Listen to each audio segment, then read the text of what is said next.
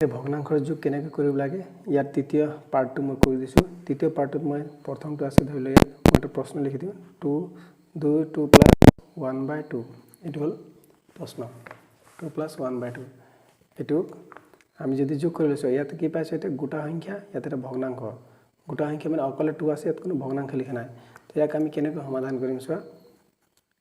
ইয়াক যেটো 2 অকলশৰীয়া 2 আছে ইয়াক অকলশৰীয়া 2 কি লিখিবা ऊपर 2 लिखिबा तলত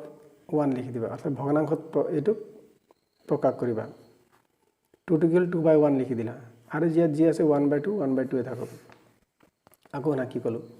ए गोटा संख्या 2 আছিল নহয় ইয়াক 2/1 লিখিলো প্লাস আৰু এটো 1/2 जी আছে सेम লিখি ললো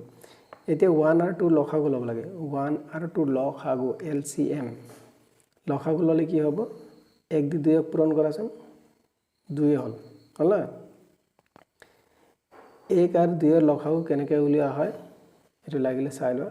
এটো 1 আছিল 2 লখাগু কেনেকৈ উলা হয় এটো হল 2 আছে না 1 और 2 এটো কি হবে 2 গুণ 2 অর্থাৎ কি তুমি কি 1 और 2 লখাগু ডাইরেক্ট 2 লিখিলে হৈ গল এতে 1 দি 2 যদি এতে 1 দি 2 হরণ করিবা 1 এর 2 হরণ করা 1 এর 2 হরণ করলে কি হবে বা 2 এর 2 এর 1 হরণ করলে কি হবে 2 এ হবে আর লগ লগ পূরণ চিহ্ন লিখবা আর 1 এর উপর কি মান আছে 2 2 লিখি ললা 2 এর 1 হরণ কইলা দুবারে গল পূরণ চিহ্ন লিখিলা আকো 1 এর উপর কি মান আছে 2 এটা ইয়াত লিখি ললা এতে প্লাস এই 2 এর এই 2 হরণ করা হর আর হর সংখ্যা হরণ করিব লাগে 2 এর 2 হরণ কৰাচোন কেইবাৰ যাব হৰণ কৰে পূৰণ নকৰিবা আকো 2 2 4 এৰ বনাই নি দিবা হৰণৰ অৰ্থটো হল এই ধৰণে 2 এৰে 2 হৰণ কৰিলে কি হ'ব 2 গুণ 2 কেইবাৰ গল এবাৰ 2 এৰ 2 হৰণ কৰিলে সদা মনত হ'ব একটা সংখ্যা হৰণ কৰিলে কি হ'ব এবাৰ হৰণ যায় 2 এৰ 2 হৰণ কৰিলা এবাৰ গল পূরণ চিহ্ন দিলা আর 2 এর উপর জি থাকিবে এটা লিখি দিবা এতে 2 2 গুণ 4 লিখা যোগ 1 গুণ 1 আর এই 2 2 হল না 4 1 5 হব তলত 2 তো ইয়াক আমি যদি এটু অপ্রকৃত ভগ্নাংশ আছে অর্থাৎ উপরটো ডাঙৰ আছে অপ্ৰকৃত থাকিলে তোমালোকে মিশ্ৰ ভগ্নাংশত লিখিব পাৰিবা অৰ্থাৎ কি মিশ্ৰ ভগ্নাংশত কেনেকৈ লিখিবা চোৱা এই 2 এৰ 5 হৰণ কৰাচোন 2 এৰ 5 যদি হৰণ কৰা এটা 5 টো ইয়াত লিখি দিলো 2 ৰ বাহিৰত 5 ৰ ভিতৰত তো 2 2 গুণ 2 2 গুণ 4 2 2 গুণ 4 ইয়াত 4 লিখিব লাগিব 5 ৰ পৰা 4 গলে 1 হ'ব অৰ্থাৎ কি চোৱা এই 2 টো তলত লিখি লবা 2 এ 5 কেইবাৰ হৰণ গল গুছ দুবাৰ গল 2 2 গুণ 4 হল না আর 5 হবলে কিমান লাগিব 1 লাগিব 2 2 গুণ 4 1 5 ইয়াৰ উত্তৰ ইমানেই হল না এতিয়া এই প্রশ্নটিকে যদি আমি শর্টকাটত লিখো এটা দুই হল না 1 2 3 4 5 টা মান লাইন হল ইয়াক যদি শর্টকাটত লিখো অলপ তেতি কেনেকৈ কৰিবা এটা হল প্ৰশ্নটো তো ইয়াক যদি অলপ শৰ্টকাটত কৰিবলগীয়া হয় তেন্তে কি কৰিবা তোমালোক অকলশৰীয়া সংখ্যা আছে 1 লিখাৰ প্ৰয়োজন নাই ভগ্নাংশ লিখি ভগ্নাংশ চিহ্ন দিবা তলৰ 2 টো 2 লিখিবা হল না তলৰ 2 টো 2 লিখিবা এই 2 দি ডাইরেক্ট 2 পূরণ করা 2 2 গুণ কিমান পূরণ 2 2 গুণ 4 হৈ গল যোগ টু যোগ লিখা উপরে একটা 1 লিখি দিবা আগছ 2 দি 2 পূরণ কইলে 4 হল যোগ 1 1 লিখিলা হলন করিব না লাগে জি থাকি এটো লিখবা তলৰ 2 টো 2 আছে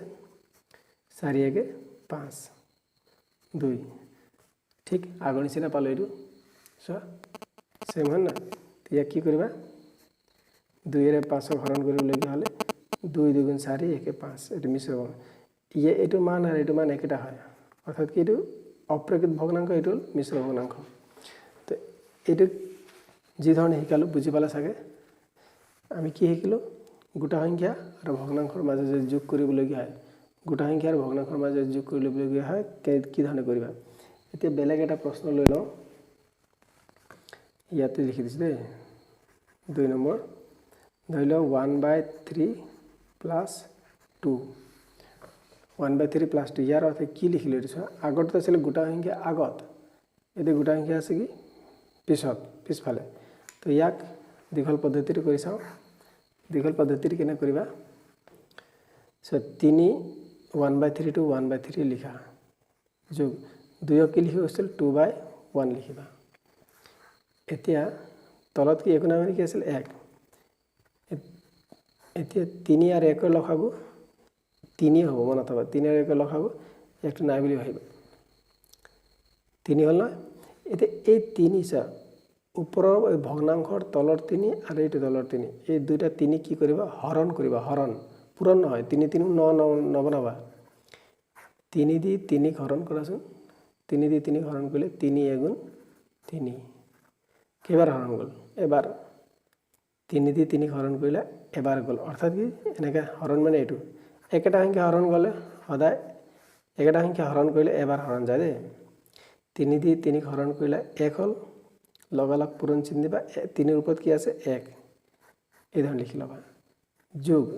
1 দি 3 হরণ করে এতিয়া 1 দি 3 হরণ করলে কি হবে 3 হবে ডাঙৰ সংখ্যাটো লিখি দিবা ইয়াত ডাইরেক্ট পূরণ চিন দিবা আর 1 এর উপর কি আছে 2 এই ধরনে লিখি লবা এতে 1 এগুণ 1 3 2 গুণ 6 3 2 গুণ 6 তলৰ 3 টো 3 লিখা 1 6 মিলি হৈ গল 7 তলত থাকি গল 3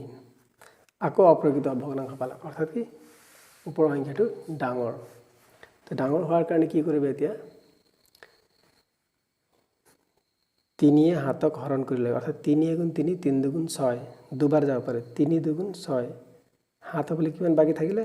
3 2 গুণ 6 হৈ গল না একে হাত টোটাল হাত পাব লাগিব 3 2 গুণ 6 একে হাত এই উত্তৰ হে তো ইয়াকো আগৰ নিচিনা আমি শৰ্টকাট আকৌ কৰি লওঁ 1/3 plus 2 পাইলে শর্টকাটটি করিবা ভগ্নাংশ চিন দি দিয়া 3 দি 2 ক ডাইরেক্ট পূরণ করা 3 দি 2 ক ডাইরেক্ট পূরণ করা 3 দুগুণ হ'ব 6 পিছফালৰ পৰা কৰিছো দেই 3 দুগুণ 6 এই যুগটো যুগ লিখা আৰ 1 টো উপৰৰ 1 টো 1 লিখি থবা তলৰ 3 টো কত লিখবা ইয়াত তলত লিখি দিয়া 3 দি 2 ক পূৰণ কৰিলা 6 তাৰ আগত যুগ আৰ এটি 1 টো 1 লিখিবা আৰ তলৰ 3 টো 3 তললৈ আহি যাব এতিয়া 1 আৰ 6 যোগ কৰা হাত হৈ গল তলত থাকিব 3 হল না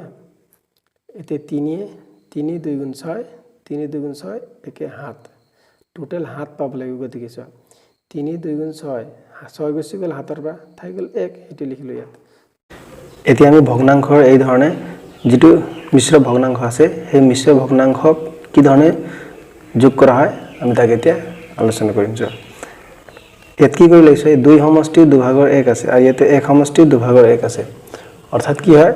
ইয়াতে গোটা সংখ্যা আগলৈ আহি গল ইয়াতে আহি গল আমি ইয়াক আতৰাই দিব লাগিব কেনেকৈ আতৰাই দিম চোৱা অৰ্থাৎ কি আমি 2 এৰে 2 ক পূৰণ কৰিবা 2 2 গুণ 4 আৰু 1 হ'ব কিমান 5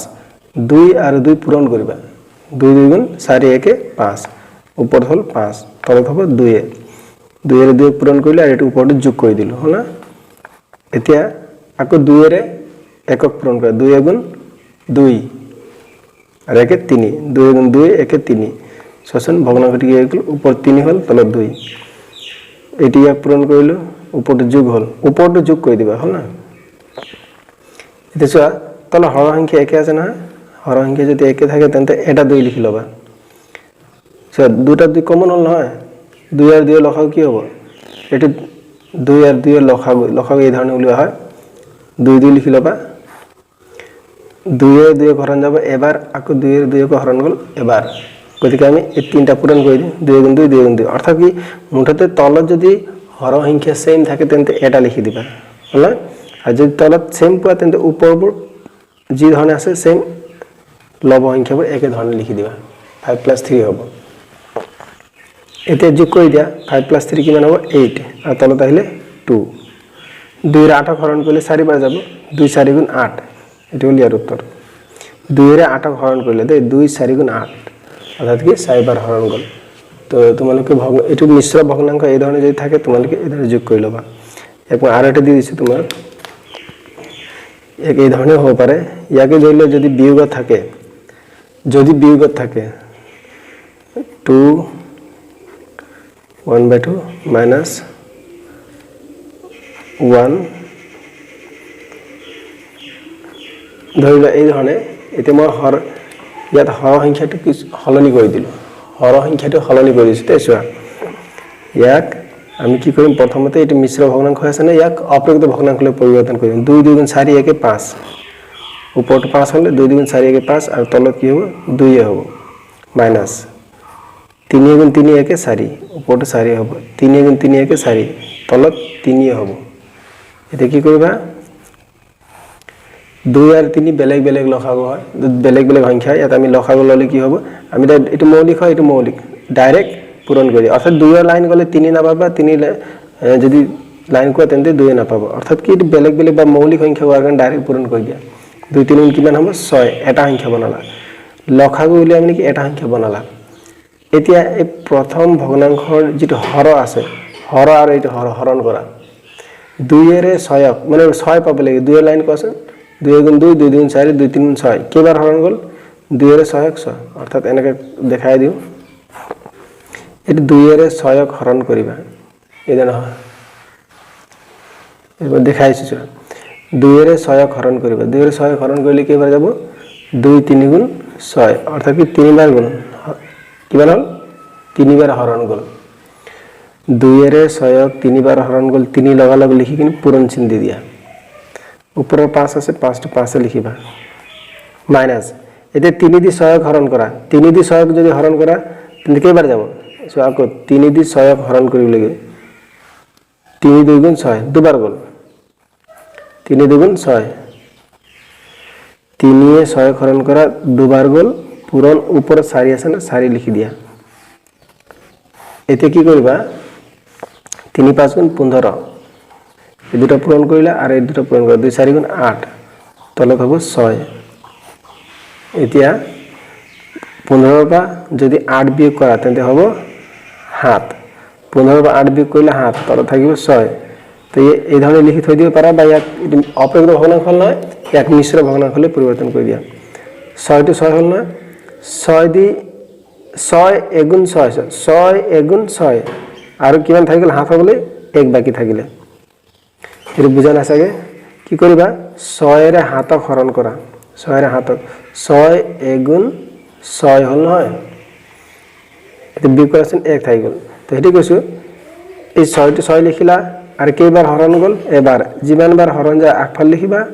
আর বাকি থকাটো উপর লিখি দিবা তোমালোকে বিশেষ এটা অনুরোধ এই ভিডিওটি চাই যদি ভাল লাগিছে তেন্তে লাইক কৰিবা শেয়াৰ কৰিবা আৰু মোৰ চেনেলটোক সাবস্ক্ৰাইব কৰিবলৈ নাপাহৰিবা সাবস্ক্ৰাইব কৰাৰ পিছত কাষত থকা যেটো বেল আইকন আছে বেল আইকনটোত দবাই দিবা বেল আইকনটো দবাৰ লগে লগে তোমালোকে মই যেতিয়া ভিডিও আপলোড কৰিম তেতিয়া তোমালোকে লগালগ প্ৰথমতে তোমালোকে এই ভিডিওটো চাব পাৰিবা তোমালোকে সাবস্ক্ৰাইব কৰিলে লাইক কৰিলে আমি উৎসাহিত হওঁ আৰু ভিডিও বনালে আমি প্ৰেৰণা পাওঁ গতিকে নাপাহৰিবা সাবস্ক্ৰাইব কৰিবা লাইক কৰিবা শেয়াৰ কৰিবা ধন্যবাদ